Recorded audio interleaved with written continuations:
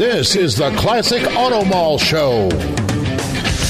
Broadcast from the studios inside the Classic Auto Mall in Morgantown, Pennsylvania. Just 1 hour west of Philadelphia at Pennsylvania Turnpike exit 298. Featuring nearly 1,000 classic, vintage, and barn-find vehicles for sale under one climate-controlled roof. Now, here's your host, Classic Auto Mall president and the man with all the toys, Stewart Howden. I wonder if my mother is rolling over in the grave when he says my name like that. Show number 140. Look at us. Wow. Congratulations. Yeah, well, congratulations to you as well, too. It's been certainly a ride. Yes, it has. It's pretty amazing that we've done this many, and we were just talking a minute ago about, number of listeners. Boy, it's increased exponentially since we started. Mm-hmm. And it's nice that, an hour-long video in today's world is an eternity. When you see, what are the shorts on TikTok? What are they? 30 seconds, 60 seconds. Yep. That's the attention span. That's what we used to call the MTV generation, but I don't think they call it that anymore. Not anymore. I don't think that's the correct terminology. So, how many cars would you guess we have in inventory now, Steve? Come on, you should do better at this. I'm going to say 960. Yeah, see, you're 20 off, 940.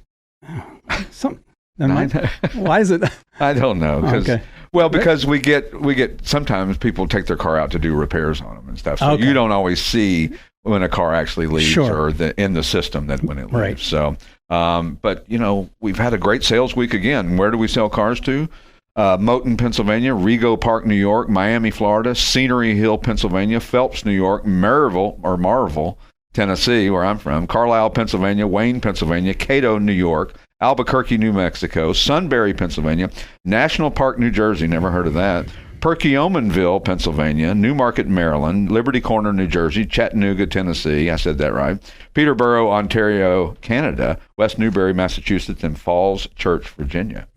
So a pretty busy week, and the consignments are really rolling in with the better weather. We've had some decent weather and no rain, and that's what slows down the consignments. Mm-hmm. If there's a threat of rain, it's like suede shoes. They just don't want to bring it out. A lot of interesting stuff coming in as well. Some very nice Camaros and all kinds of stuff. Yeah, we got some great stuff. We'll talk about in segment 4 some of our new inventory. But first and foremost, we want to welcome our special guest today, Judy Stropus. Good morning, Judy. How are you this morning? I'm well. Good morning. How are you? Well, doing great. Glad to have you on the show, albeit we have you on Zoom. You must be home up in the northeast part of the world. I'm in Connecticut, Ridgefield, Connecticut, and it's sort of a rainy, cloudy kind of day. Well, it just left here, so it's on its way. It went to you, so we get it first, and then you get it as well. So it's a rare occasion for you to be home. I imagine you're traveling a lot these days, aren't you? No, when you compare my travel back in the day, when I'd be leaving every 3 days for a race, no, I don't travel that much anymore. I understand. For those of you who don't know, Judy did timing for all kinds of interesting racing teams back in the day and scoring and was doing, IndyCar and Can-Am and SCCA and everything, right? I mean, Le Mans, Daytona, around the world. Right. And we call it BC, before computers. So. I like that, BC. Yeah. Well, and of course, well known. And you also raced cars as well, too, right?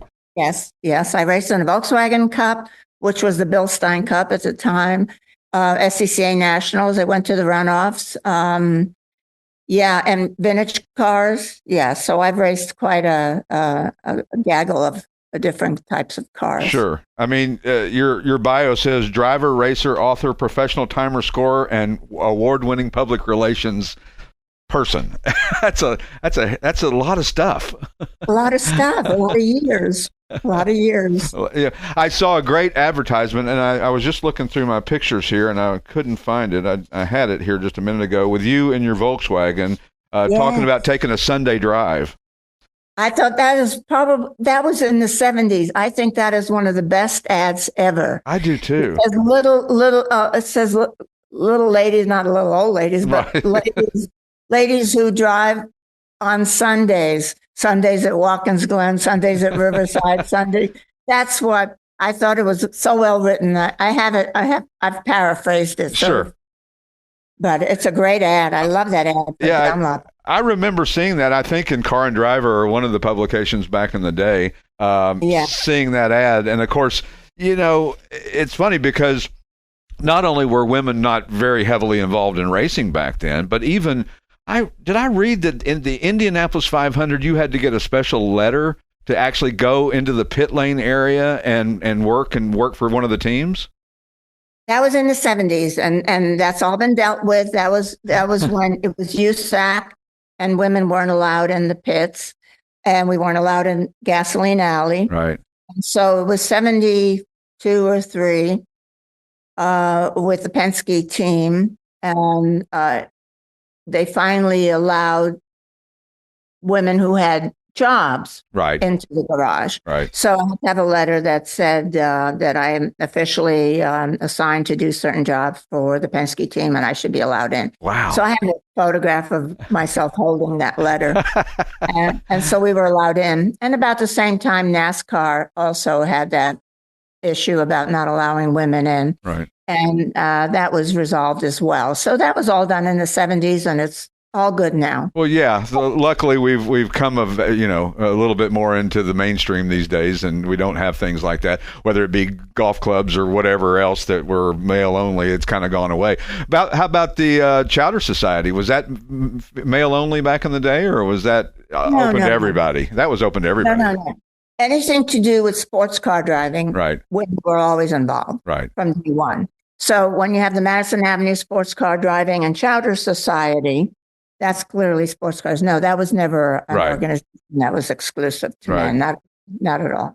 Well, that's great to hear. That's an interesting. I used to read about that in Car and Driver back in the day as well, and it was always interesting because it sounded like the place you wanted to be if you were a car person. And of course, those of us who lived in East Tennessee, it wasn't a hop, skip, and a jump to go there. So I imagine there's some lot of fun times had at those lunches. Oh, they were great because that was at a time when sports car racing was really at its height with SECA Nationals, with Can-Am, Trans Am, and it was the people invited. And that's why it was called Madison Avenue, because Madison Avenue is the home of advertising, advertising agencies. And so you had the ad people come in, ad people for Car and Driver. Car and Driver was in New York City at that time. You had Popular Mechanics. You had a lot of Sports Illustrated. You had a lot of magazines that were based in New York City. So it was where these ad agency people, madmen as we know them, and sports car magazines could come and see different people, different race car drivers who would come into town and be interviewed. It was great. Yeah, before social media, before Zoom, before when everything was live. Right. Well, the old pictures that you look at from all the gatherings there and all the different people that you see is fantastic. David Hobbs, and I imagine everybody that was anybody in racing was there at one point in time, right? Right. And either their sponsor, I don't know if the Chowder Society had the money or the funds to bring them in, but usually their sponsors brought them in. Sure. I remember bringing in the drag races. I brought in Don Prudhomme when he was a Chevrolet driver in NHRA, because I was covering NHRA for about 18 years.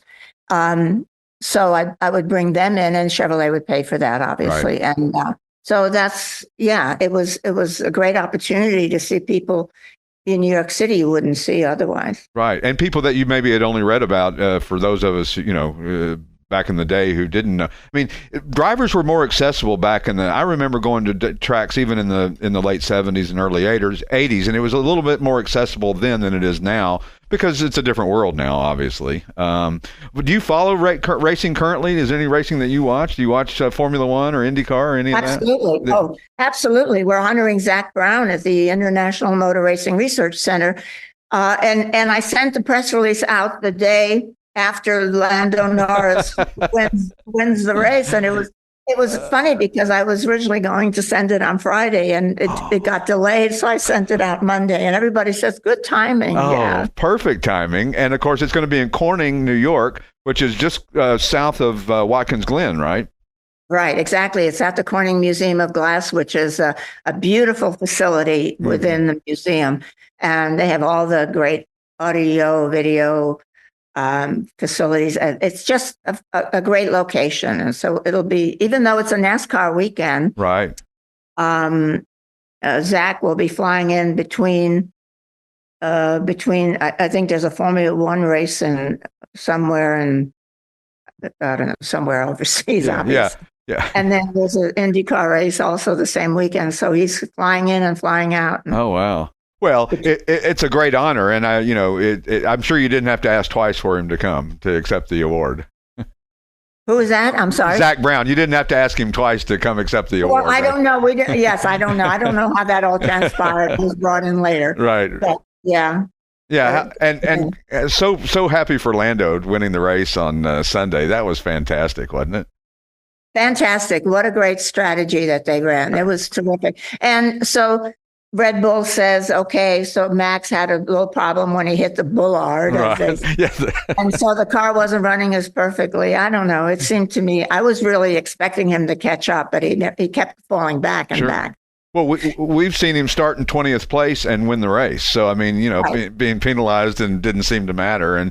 And you hope that, I think that, and we've been longtime fans of Formula One, but a lot of people in the U.S. are just now becoming Formula One fans. And I'm glad to see somebody else win, because I got to imagine that some people were saying, gosh, is this guy win every race? And he has been.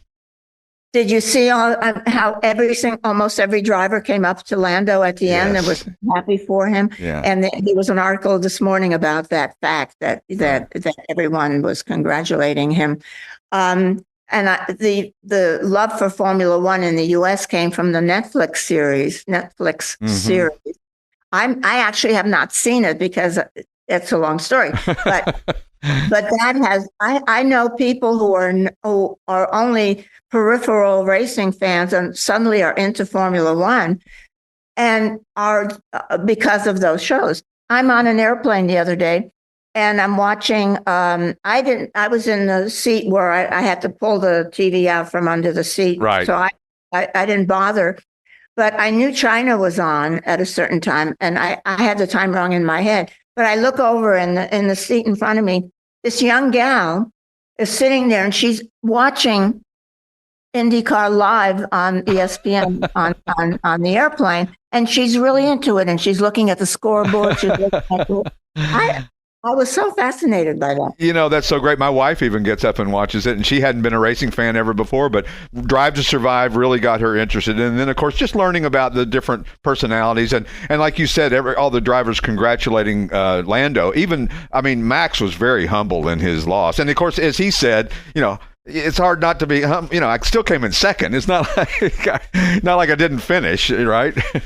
Exactly right. So he did a good job. Yeah, it was amazing, and congratulations to McLaren, and continued success for them, and great for Zak to be getting the honor coming up. And when we return, we'll continue our conversation with Judy Stropus, and we'll talk about some other racing stuff and timing stuff and all that other cool stuff on the Classic Auto Mall Show. We'll see you in just a minute.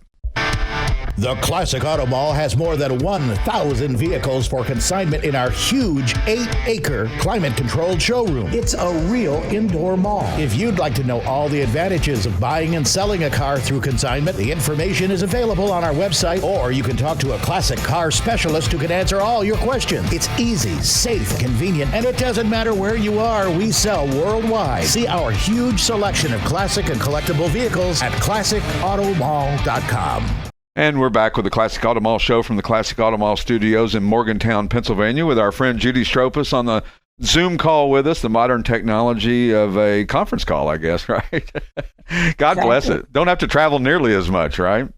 All right. So back in the days when you started timing cars in races, basically there was no computers. There was no way to do it other than manually. You had a stopwatch. I imagine it was a pretty nice stopwatch. It was not just some cheapy one you got at Walmart, right?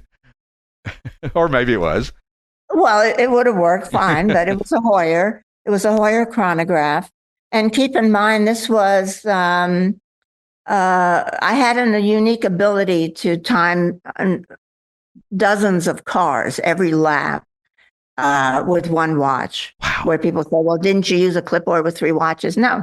Right. Those 3 watches on a clipboard can time 1 car every lap. Right. My 1 watch, I can time dozens, however many are necessary. And you had to subtract. So you had to put each time a car came by, you wrote the number, the time that car came by, and then you subtracted the next time. Right. So you had to have everything in. So you could see in one of the photographs I sent you, if you use it, you'll see the sheets lined out in front of me. Mm-hmm. And I think at the time I might have been using the electronic button with the digital timer. But prior to that, it was a Heuer chronograph. It's the same watch that if you watch 60 Minutes on CBS, it goes tick, tick, tick, tick, tick. It's exactly the same watch that I was using. Originally on the show, they had Heuer on the watch, but they eventually took it off. I think when marketing and advertising came into it, they took Heuer off that watch. Right. And the ability, now if you had, I read somewhere where you said if you had 3 cars together, you could get the first one and the second one, and then you kind of estimated the middle car. Was that?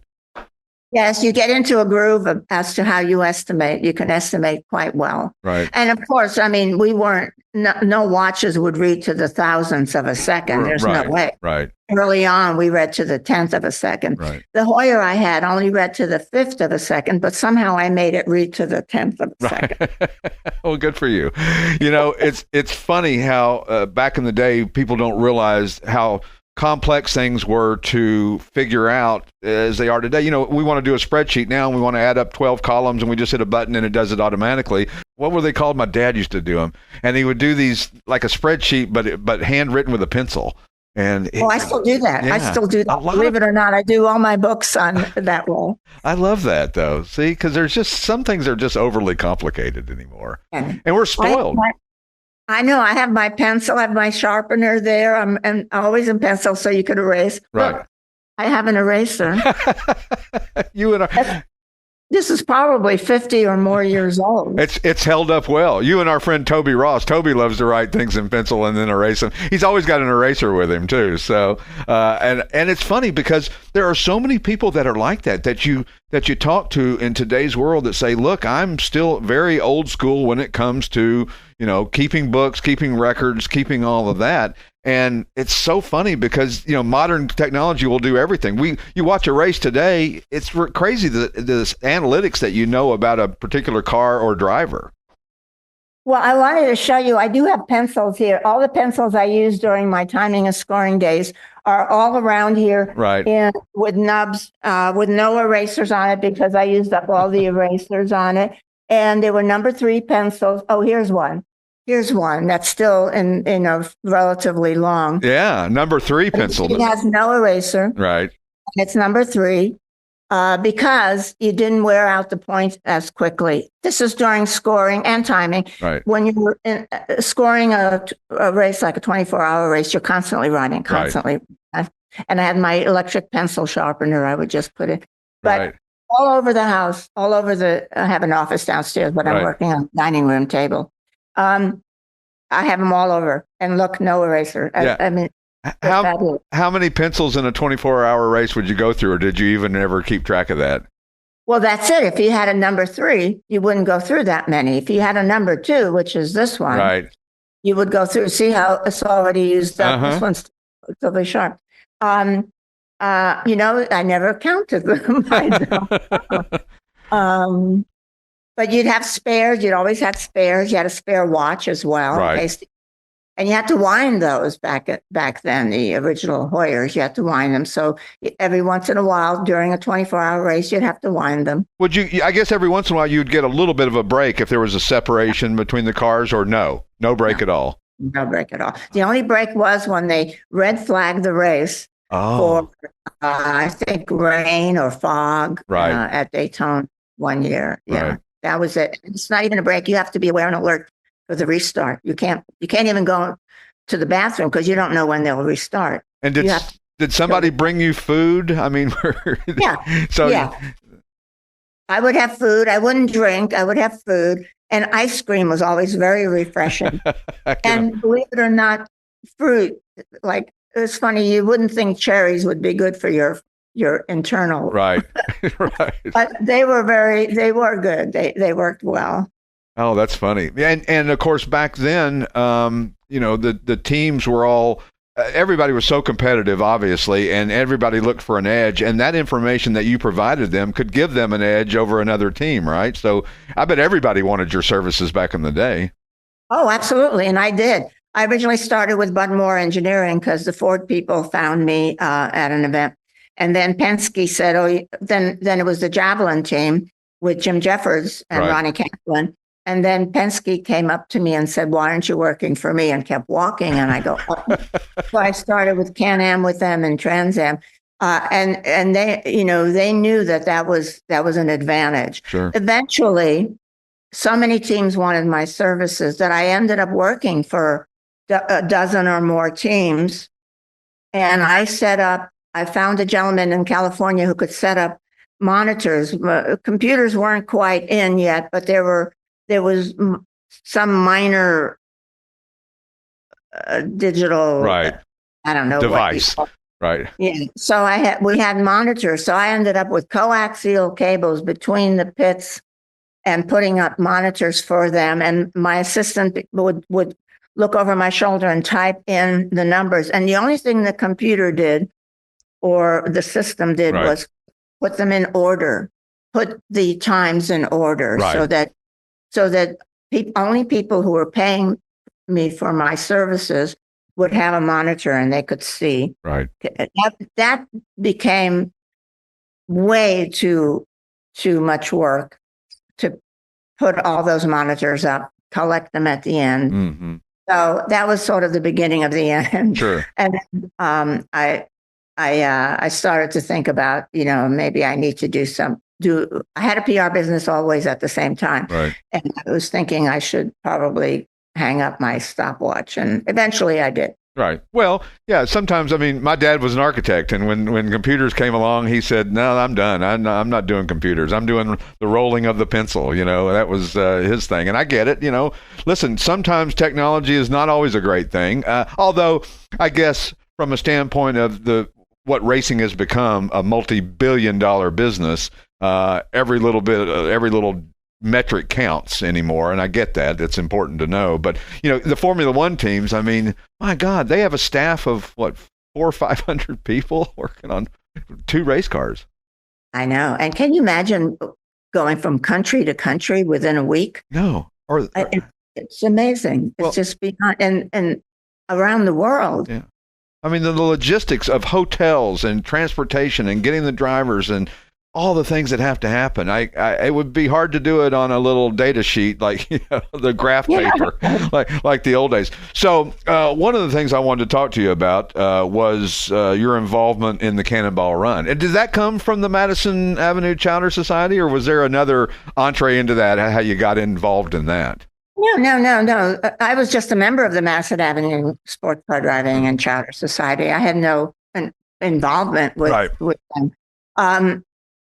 No, that all my friends were, I was a journalist. I was a writer. I was a publicist at the time. I had my own PR company. And so I was working with all these journalists like Brock Yates, Jim Williams, people at Car and Driver.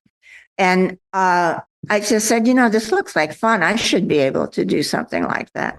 And I said, you know what, I'm going to put something together. So I got Mark Donohue helped me with getting Goodyear tires. Roy Woods helped me with money. Right. The car came from Bobby Rinsler. Right. And he ended up renting the car. He didn't tell me he rented it.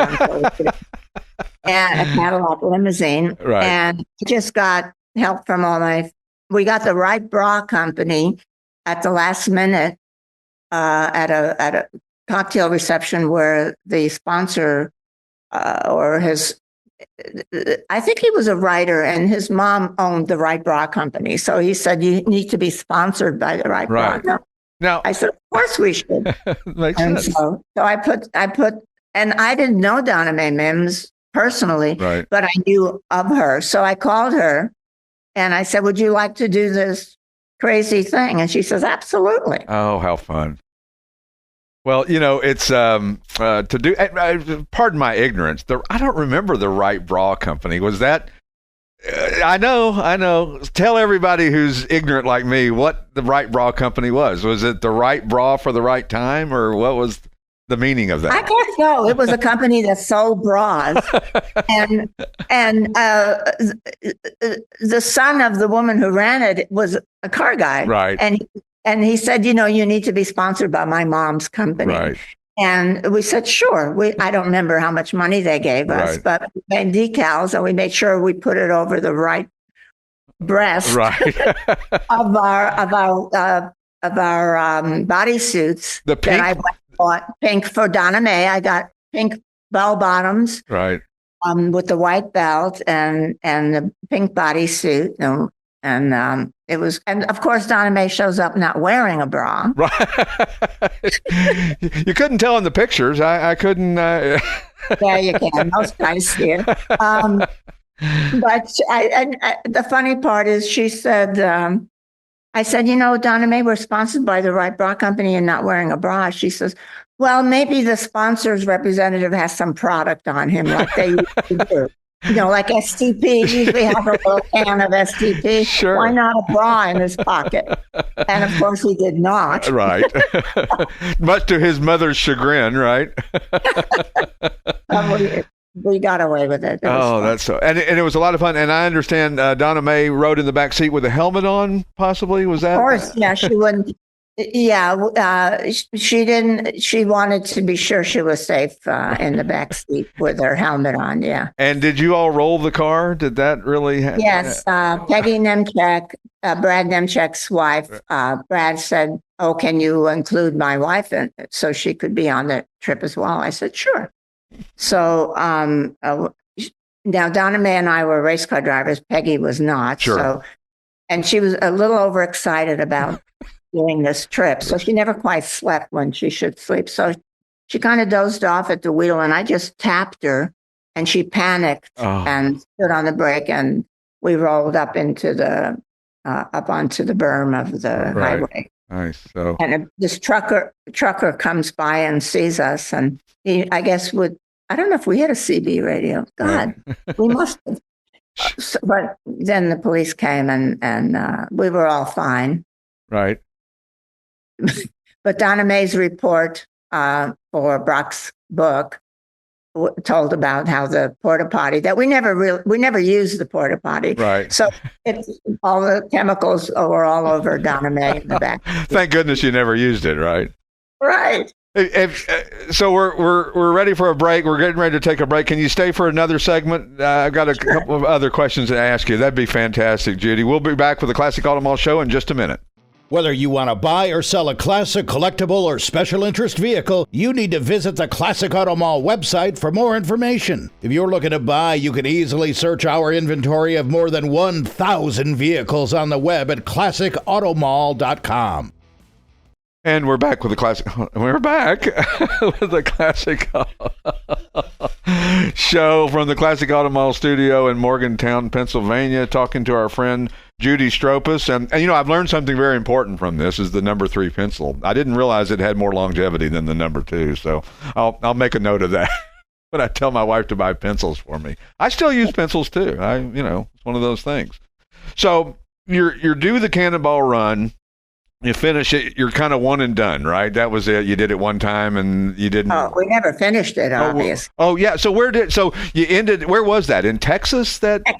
Yeah, in Texas. And did you hitchhike home, or how did you get? No, I had plenty of money left. So I flew all of us back first class, right. Back to New York. Oh, how funny. Whatever happened to the car? Is it still around? Does anybody know? Probably still in Texas. That was what was funny, is Bobby Rinsler we call Bobby Rinsler and say, by the way, we crashed the car. He says, oh. So then he admits that he had rented the car. So he calls the rental car company and said, hey, I love that car. I want to buy that car from you. So he purchased the car from the rental car company. Without, I don't know how he did it, but he was a great supporter. I'm so happy that Bobby had done that. But that's fantastic. And then, of course, the movie came out, and your character, or you, were loosely based, or the character what was her name? Adrienne Barbeau was loosely based on you. Is that? Yes. I don't know what names we had in the movie, but yes, but they put us in a Lamborghini. Right.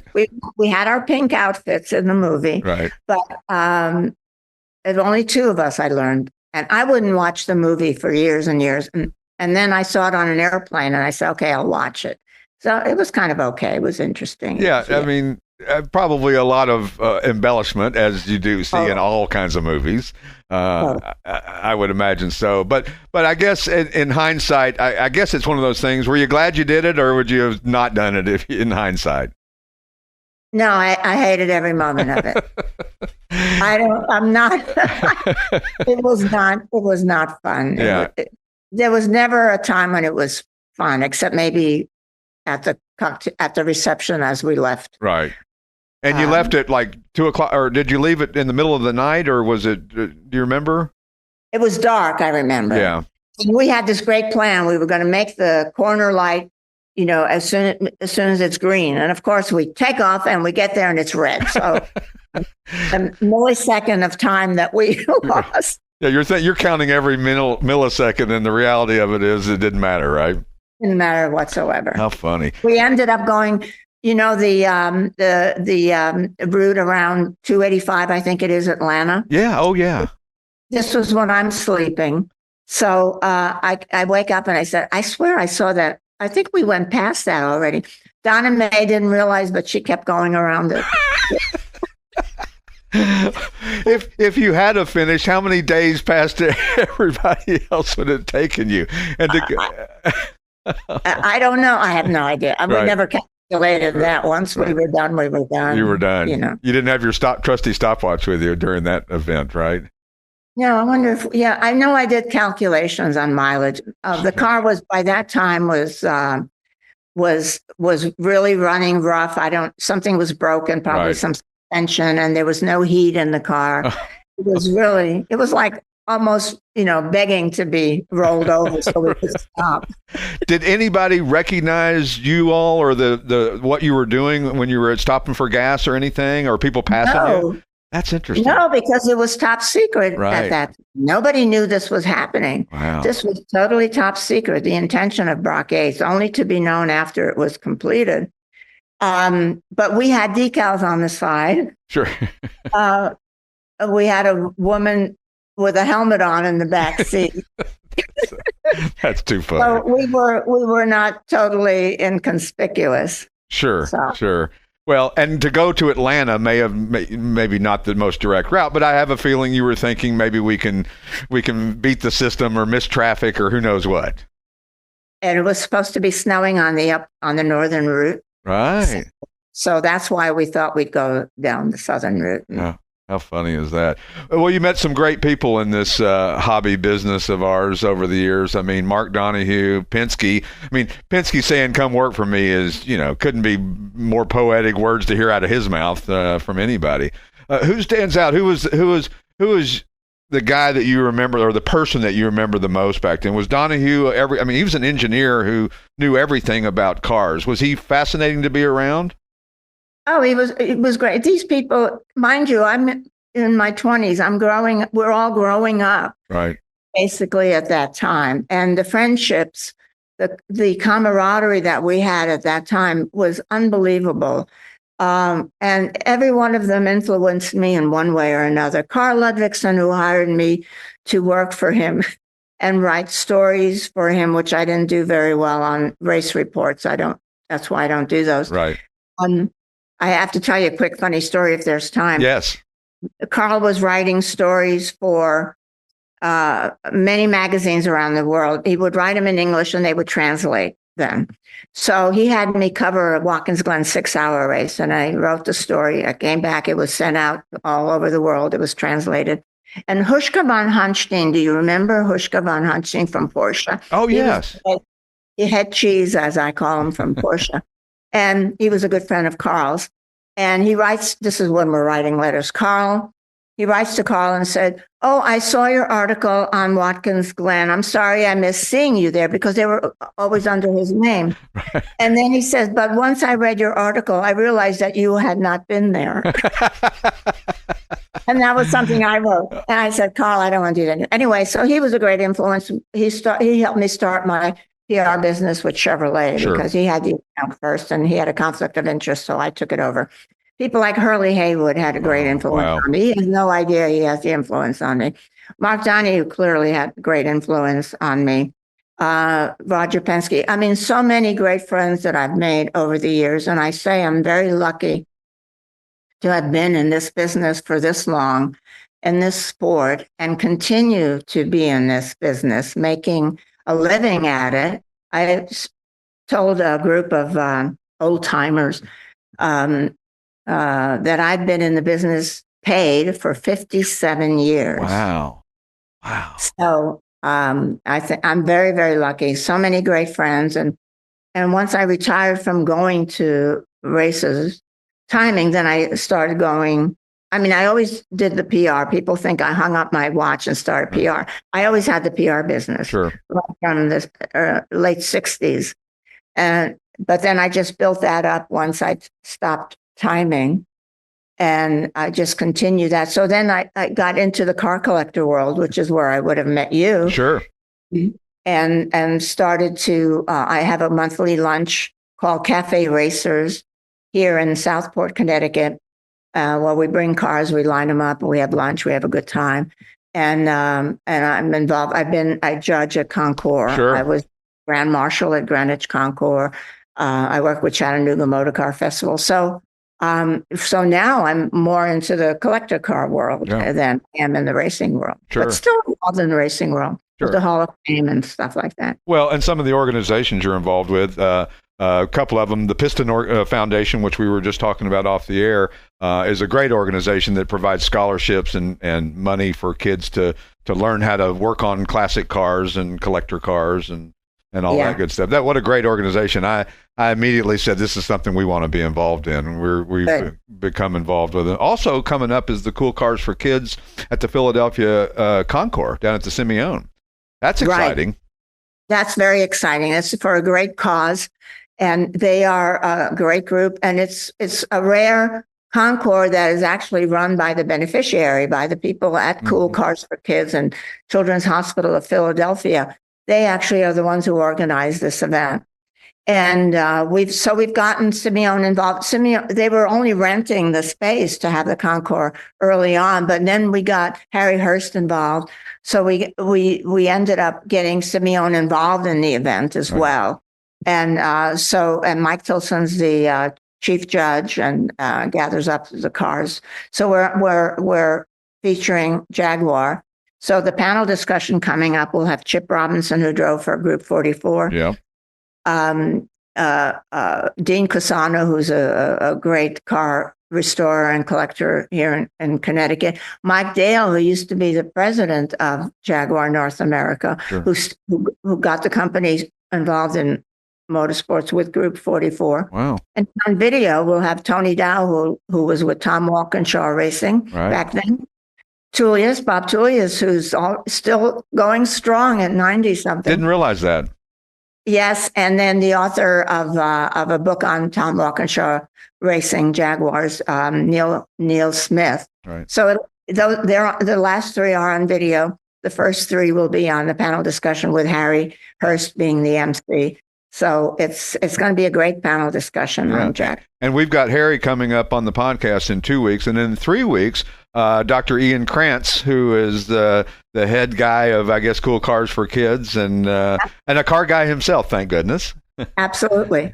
Yeah, I'd love to see car guys that are in different fields of work. You know, all of us think everybody that does this is all works in classic car world. No, other people have real jobs that, like doctors and lawyers, and Dr. Simeone, who was, was very, one of the most respected brain surgeons, I guess, in the world. And but it's nice to see that people that truly care about cars, and they're not just using cars as a platform because it's popular, that they're actually doing it because they have a passion and a love affair. And that comes through with people like that. And it's so important, I think, to have that kind of involvement, because we have to continue this hobby. Yes. And that's why when I do the interviews of the Piston Foundation, the scholars, I do blogs. I interview them and then I write a blog about them. I am fascinated by the fact that most of these young people, they're only in their 20s now, knew that they wanted to work on cars early on. Sure. And like one gal, she was great. She's I think she's a graduate already, but when she was a kid, she used to take apart her mother's pens and try to put them back together again. She just liked taking them apart. Then she came upon a Volkswagen Beetle and said, "Oh my God, what a cool car." So she started to take that apart and put it back together again. And so she was a McPherson college student and she studied car restoration and was really into it.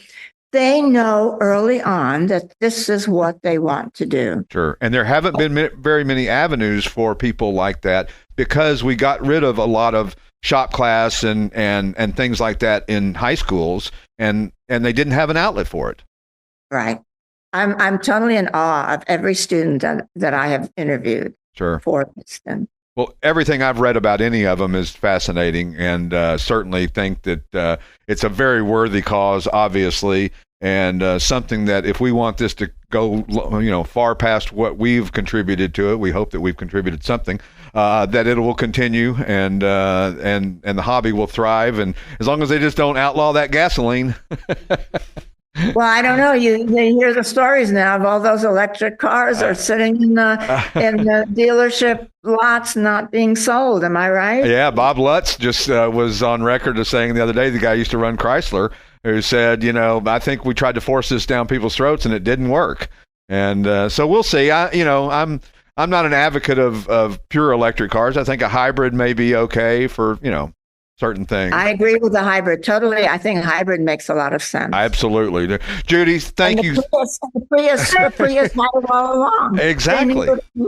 That's exactly right. Thanks so much for being on the show. We really appreciate it. And I'm sure we'll see you in Philly coming up the Concours in about 3 weeks or so. I'll see you there. Absolutely. For sure. Thank you very much. Thanks, Judy. Bye-bye. We'll be back with the Classic Auto Mall Show in just a couple of minutes. Buying and selling via consignment is safe, easy, and secure. We advertise, sell, and ship worldwide. And if you'd like to know all the advantages of selling your car through consignment, the information's available on our website, or you can talk to a classic car specialist who can answer all your questions.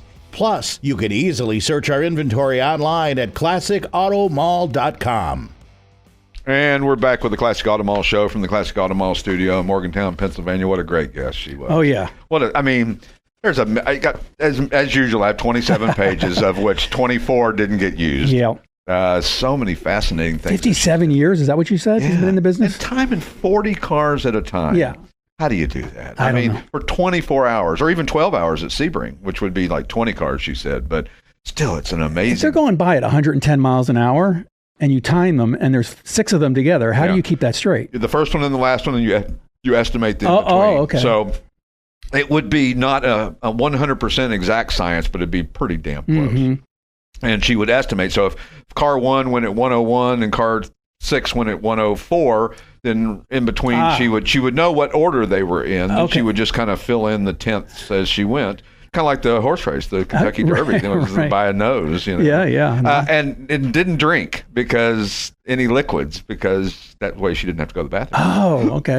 But a lot of fruit. I missed that. Yeah. Food and all those good things. So, but what a life well lived, and still living. Yeah. Still doing the PR stuff or Zak Brown. Well, Zak Brown, we could have. We were talking off air about other people we'd like to have on, and she knows everybody. Right. Yeah. So amazing. if anybody can get anybody, it's going to be her. That's incredible. She's going to be the one. So, but Zak Brown, I imagine he'd be a tough kid. It's the racer, right? No, Zak Brown, the CEO of McLaren. Oh, the CEO of McLaren. I'm sorry. I knew there was another famous Zak Brown. Well, there's Zak Brown, the country music singer, artist, singer, the singer. He'd be good to have too. I'd love to have him. You know me, I'm Mr. Music. So we, some of our new arrivals this week. Wow, we got some really cool stuff, and it just seems like every week we get cooler and cooler stuff, and this one is really interesting because it's affordable and it's daily driver-esque. And it's a 2005 Volkswagen Beetle GL convertible, galactic blue metallic. Love that name. Yep. Over tan. It's only got 51,000 original miles. I mean, that car's almost 20 years old. 20 model years is pretty soon coming up, right? Yeah. 2.0 liter EFI inline 4. This car was garage kept, well kept and maintained.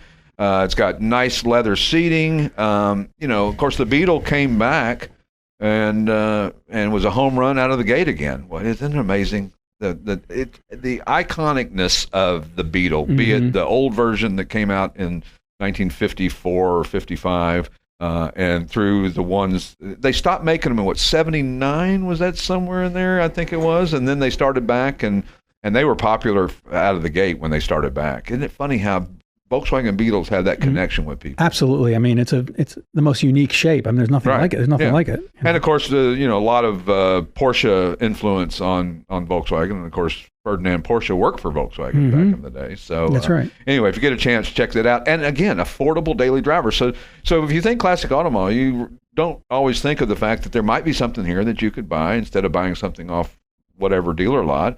That you could buy that you could use on a daily basis. And VW Beetles can go either way. It's kind of a classic, and and you can use it as a daily driver. And the ones that, when they come out, they're classic. They're cool from day one. So, and the new van that they've got coming out is really cool looking. Yeah, that's although it's an EV, so what's going to happen with that? We don't know. Maybe they'll hybrid it or something. I don't know.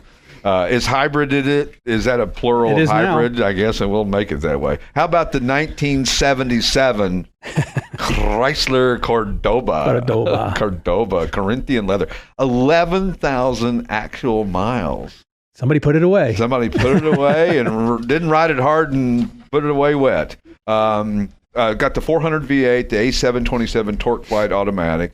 Very original car. I mean, this is very unusual because a lot of these cars from the 70s, and we've talked about this, they rusted out. They weren't built as well as, the steel wasn't as well treated or whatever it is they do or they did in later years. And so these things just didn't last. Yeah, there wasn't undercoating like there is right. And they weren't designed to last. They were more throwaway, I think, than they are now. You got cars, it's like flat screen TVs. They say they only last a couple of years now.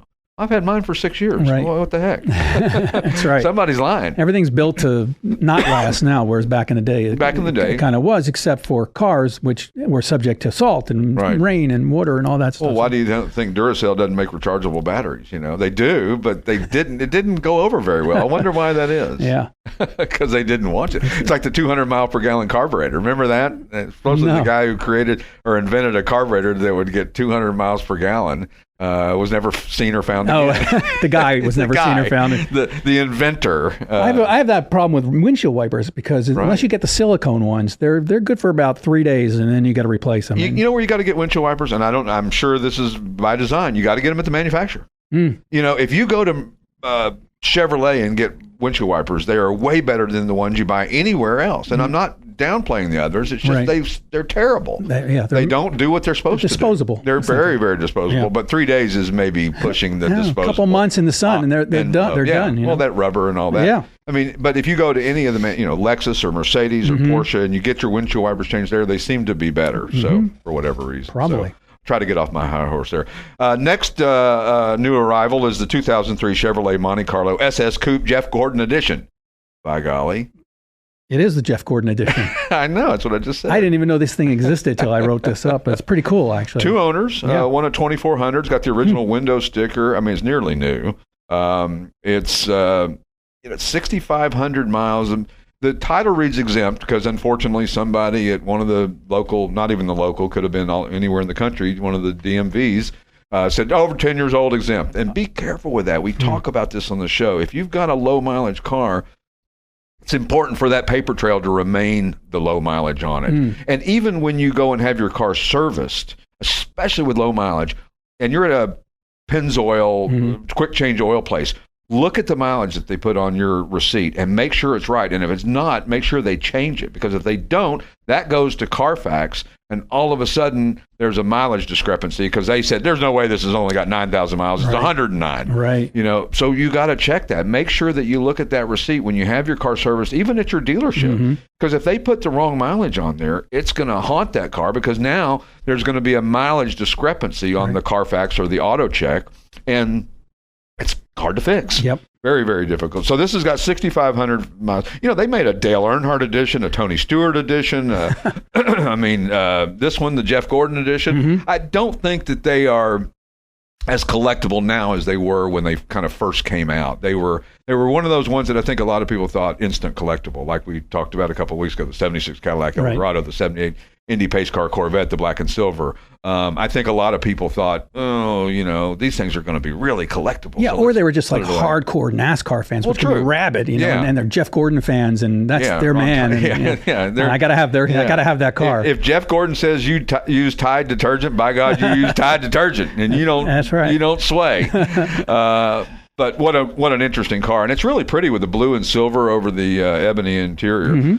Another new arrival is the '59 Chevrolet Apache 3100 pickup. Now this thing looks stock, but it's got a 5.7 liter LT1 V8, the 4L60E automatic transmission, heat and air, Mustang 2 front end. I mean, this thing is cool. This is really well done. These are really neat, and they're good looking trucks. They really are. You talk about, if you wanted to see 50s pickup truck, a Chevrolet Apache would be the one that you would just picture in your mind. And of course, when you saw it, you say, "Oh, I pictured the right one." The 1933 Chrysler Imperial 8 Series CQ Coupe. Guess what? Another resto mod. This one's got a 350 cubic inch V8, which you look at this car and you would not picture this as a resto mod, right? Right. You would just say, "Oh, that looks like a 1933 Chrysler. That's what a pretty car." And again, it's got one of the features that you and I have talked about, and we seem to like more and more. It doesn't have the dual side mounts, which gives it a more sleek look from the fenders. You kind of lose that sleek fender flow, if you will, when those dual side mounts are mounted there. And they were mounted there from a practicality reason. Sure. Because you blew tires all the time. Yeah. You're just driving down the road, pow, there goes your tire. Roads were rougher back then. And there wasn't a place to get it fixed. Right. So what did you do? You carried two spares, or they even stacked them two on the back well, too. So you have two instead of the trunk in the back. But this one's got a 700 R4 automatic, beautifully applied paint, again, heat and air. A real classic-looking car with a resto mod. You would never know. No, with a modern reliability. So check that one out. All these can be checked out on our website, classicautomall.com. Last but not least, the 74 BMW 2002 TII, Inca Orange over black, 2-liter 4-cylinder. It's got the Ray Corman engine upgrades, which is a well-known tuner that does a lot of upgrades to the BMW 2002s. And these things, you talk about iconic. I mean, these are as iconic as they get, and especially in orange. That color is just really sets them apart from any other car that you see on the road. That's what people love about them. They're odd looking in a way, sure, but kind of in a good way. Odd. Oh yeah, they have such an incredible fan base and enthusiast group. Sure, I mean, you're not alone if you buy this thing. No. And like an AMC Pacer, there are a AMC Gremlin or whatever. Yeah, they're oddball, but they have their charm to them. Kind of the same with the BMW 2002. If you took it for face value and looked at it, you'd say, that's kind of an odd looking car. You wouldn't really think much about it being a sports car, or no different than the Datsun 510, which is just a box and looks like a box, but is cool in a boxy sort of way. Yeah, exactly. And these things, and like I said in the write-up, my friend who's a BMW fanatic said, if you've never driven one, then you can't really, you don't know. Miata, we talked about that. That's the same thing. Yep. If you've never driven a Miata, don't look down your nose. Don't you judge. Don't you come judging over here. Because they're great cars, and they're just, they're not designed to be the fastest car on the road. That's not what they were ever designed to be. Although these 2002s, they had a turbo version in the 2002s. And or 2002. I don't know how the BMW. Yeah, 2002. Yeah. But the aficionados, do they have an insider? Do they do the 2002 or is it 2002? I think it's 2002. If you're a cool Porsche guy, you do, instead of 911, you go to the 911. Yeah, 993, 996. And then the 911 for 911, 997. If you know the. That's right. The internal nomenclature. And then there's ones like the BMW guys who they'll replace an engine in an older BMW with a newer model engine. They won't say a 1989 BMW M3 engine. They'll say M-61273, and it's like, you're supposed to know what that means. All those guys know the engine codes immediately. Yeah. And I'm like, and Mercedes is the same way. They have some weird internal numbering system and letters and all that. By the way, I've noticed my shirt is kind of on camera. If you're seeing this on YouTube, it glitters. It's like when you watch the Johnny Carson show and some guy came out in a really festive jacket. Yeah, it would just be glittering and the eye. I'm noticing it now. So anyway, now I'm distracted by my own shirt. By your own glitter. But anyway, some of the new inventory is just fascinating that we get in here, and we have so much to talk about every week, and it's hard to pick and choose 6 to talk about. Never ends. I mean, you'll have content for the next 10 years. we could go back and talk about stuff that's been here a while that we've forgotten about. That's really cool, and we just got a couple of really new consignments in today that we'll talk about next week. A clone AAR 446 back car, saw it, and a 62 Roadster Corvette, which is really cool. And these are kind of been put away for a little while, so there's some work left to be done on them, but not too much. I love cars like that the next person can kind of take it to the next level. For whatever reason, people don't always get to finish cars like they thought, or they lose interest, or they find something else that they like. You just never know. But I think that when we see the level of enthusiasm for cars like the AAR CUDA, like the 62 Corvette, it's absolutely amazing. So thanks again for joining us on the Classic Auto Mall show, and we'll see you next week with a special guest to be determined. We'll catch you then. You've been listening to the Classic Auto Mall show with your host, Stuart Howden, executive producer Steve Safier, produced and engineered by yours truly, J.R. Russ. Available on ClassicAutomall.com, YouTube, or wherever you get your podcasts. Music courtesy of the Pat Travers Band. For tour dates, contact, and stuff, visit PatTravers.com. Produced by Car Smarts Media. Copyright all rights reserved.